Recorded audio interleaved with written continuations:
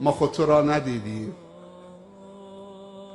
ما خود تو را ندیدیم، نام خوشت شنیدیم، دین تو برگزیدیم یا مصطفی محمد.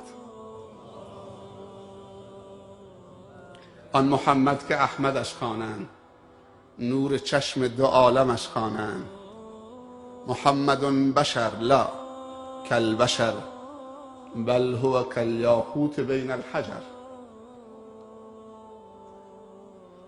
چه بویی و چه روح و ریحانی و چه پیامی از این اسم عاید ما می شود، به ما می رسد.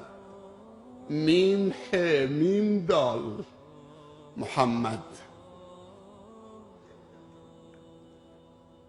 محمد پرچم سفید دستش بود، پرچم صلح و صفا.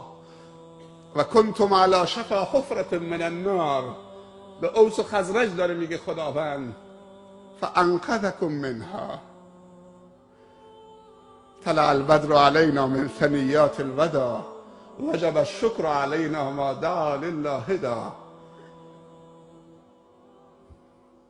چه رحمت مهداتی است. نامش همین، فقط نامش برده بشه آرامش بر دل هاست. بوی خون ازش نمیاد.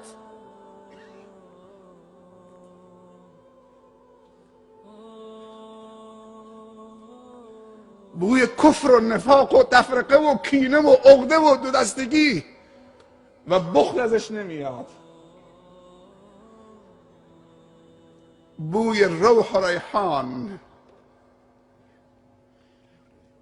گل محمدی چه ازش میگیرن؟ عرقی از گل محمدی میگیرن، همین گل غنچه سرخ رنگ که چشم نواز و دلرباست. وقتی میجوشانند عرقی میچکد که فضا را عطرآگین میکند. اسم اون عرق گلاب هست. از بس که عرق محمد صلی الله علیه وسلم خوشبو بوده، گل محمدی با گلابش رو تشبیه کردن به عرق رسول الله صلی الله علیه وسلم و گفتن گل محمدی.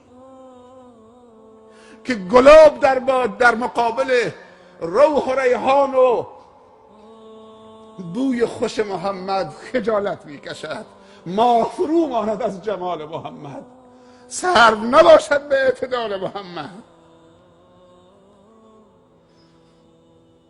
واقعا ماه فرو ماند از جمال محمد. این محمد کی بود و چی بود؟ بطل الابطال بود. تاریخ مثلش نزاییده، ندیده عاشق شدیم. گله‌دار کدام، مدینه کجا؟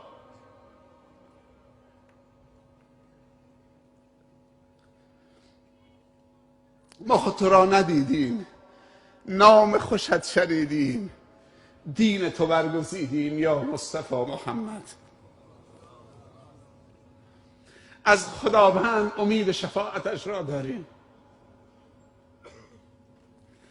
شاید همین محبت ما دستگیری باشد که روز قیامت دستمان را بگیرد.